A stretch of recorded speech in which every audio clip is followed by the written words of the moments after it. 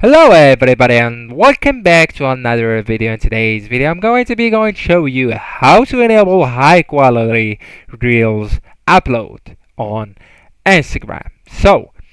That feature is so useful on Instagram, by the way, guys, and a lot of you guys post a story or reel or anything else on the Instagram that's a photo or a video, and they after posting it they found out that the quality is very low. So how to enable the high quality reels upload?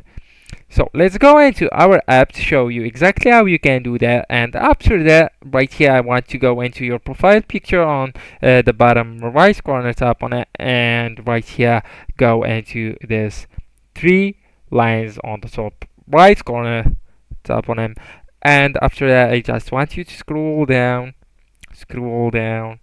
yeah, until you can see the data usage and media quality just right here in your app and the media section. So that one, tap on it, and right here, as you can see, there are two options. I want you to go into the upload at highest quality, tap on it, and the media upload quality. So it's so simple. You just need to adjust your profile settings on the Instagram app, and yeah, just by doing these steps you will meet it. Anyways, guys, thank you so much for watching, and goodbye.